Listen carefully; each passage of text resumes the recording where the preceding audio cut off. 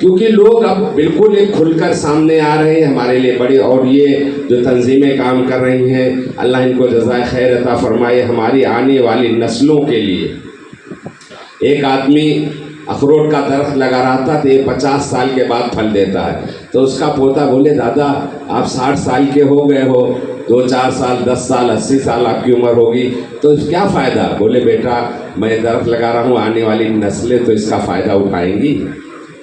तो हमारी आने वाली नस्लों के लिए ये बहुत बड़ी कीमती सरमाया है, और हम ये चाहते हैं कि आप इसमें मिलजुल कर देखिए। जहाँ पे भी कोई पार्टियाँ बनती हैं तो अपोजिशन रहता है, अपोजिशन के बगैर हम काम भी नहीं कर पाएंगे, क्योंकि कहते हैं कि यार अब मेरे दुश्मन को रखना तो सलामत, वरना मेरे मरने की दुआ कौन करेगा। तो दूसरा शायर कहता है यार अब मेरे माँ को रखना तो सलामत, वरना मेरे जीने की दुआ कौन करेगा।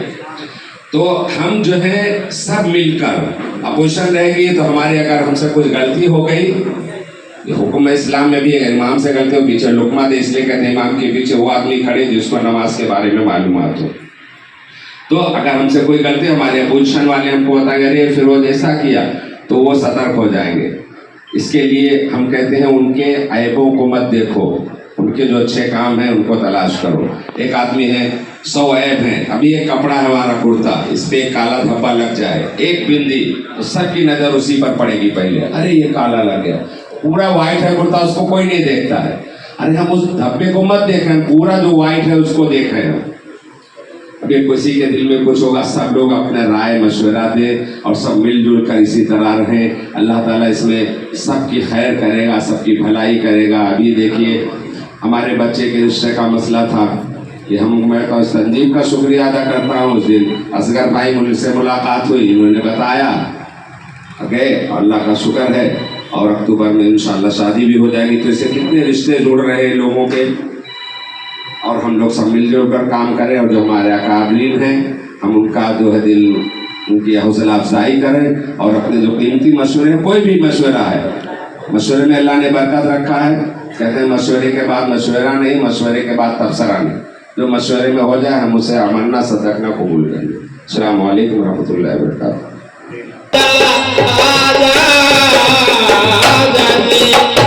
शुक्रगुजार हूँ इस महफिल में हमारे राजू भाई तशरीफ लाए, और राजू भाई भी कह रहे हैं, क्या कह रहे हैं, मुझको ज़दा तो आपने दर पर बुला लिया, मुझको ज़दा तो आपने दर पर बुला लिया, दामन में अपने ख्वाजा ने मुझको छुपा लिया, दामन में अपने ख्वाजा ने मुझको छुपा लिया, ख्वाजा किया मुझ पे ये एहसान देखिए, ख्वाजा किया मुझ पे एहसान देखिए, ख्वाजा किया मुझ पे एहसान देखिए, मुझ जैसे हकीम को अपना बना दिया। ये तो ख्वाजा का करम, सब मेरे ख्वाजा का करम है, ये तो ख्वाजा का करम है मेरे ख्वाजा का।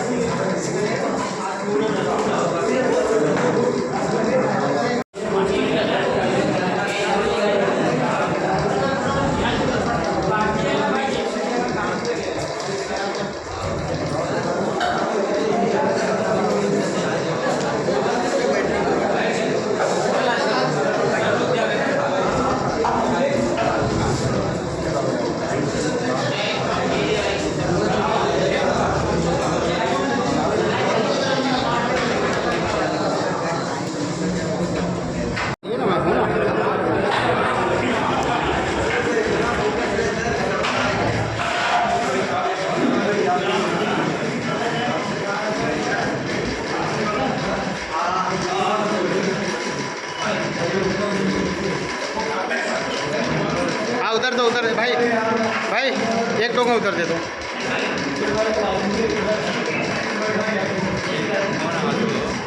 नहीं कहे शादी नहीं। मेरे नाना मोहम्मद यासीन जमाल, मेरे मामा मोहम्मद यूनुस जमाल और मौलाना यूसुफ जमाल।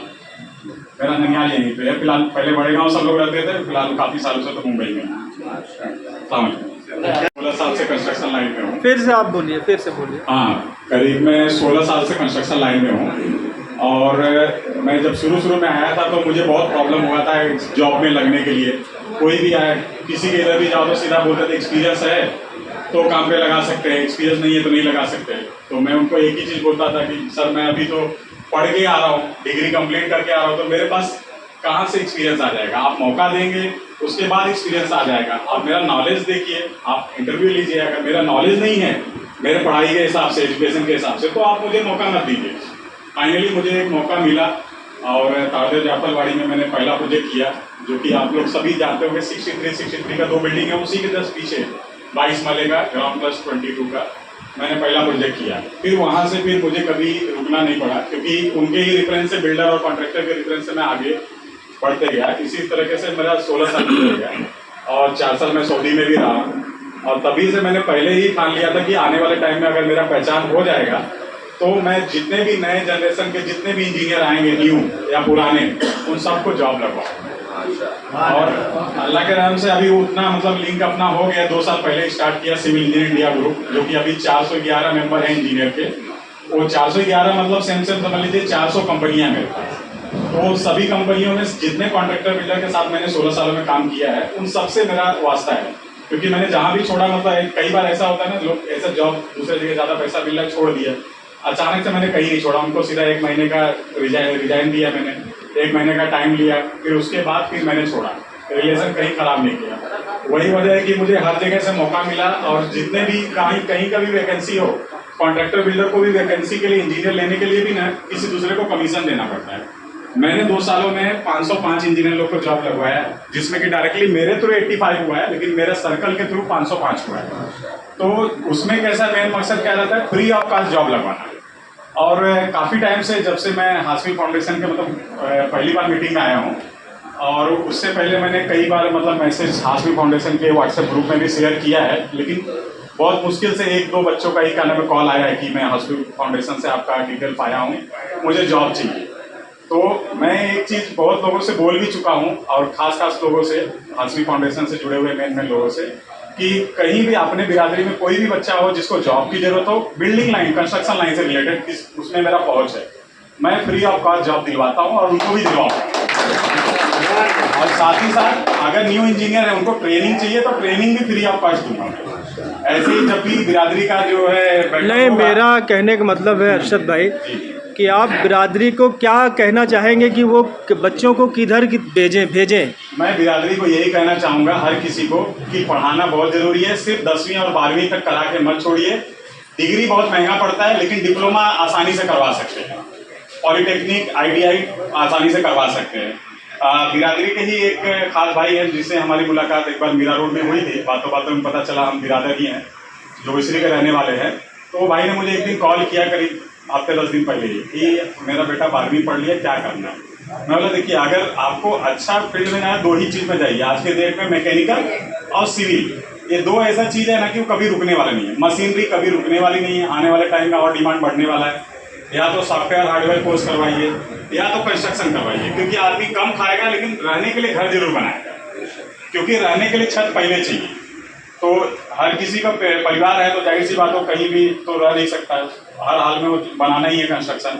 तो कंस्ट्रक्शन में स्कोप है और मैकेनिकल में स्कोप है। साथ में अगर और बच्चा जानकार है, होशियार है, और दिन रात करते हैं ना, कई लोग बोलते हैं मोबाइल में लगा हुआ है, लैपटॉप में लगा हुआ है, तो उसको सॉफ्टवेयर हार्डवेयर कोर्स कराइए। मतलब तुझे मोबाइल में घुसना है, लैपटॉप में घुसना है, तो सॉफ्टवेयर हार्डवेयर कोर्स करो। इसी बहाने तुम उसका जो फालतू इस्तेमाल कर रहे हो वो सही इस्तेमाल हो जाए, और उसमें ज़्यादा पैसा खर्च भी नहीं होता है। तो मैं हर किसी से यही कहना चाहूँगा कि जितना हो सके पढ़ाइए।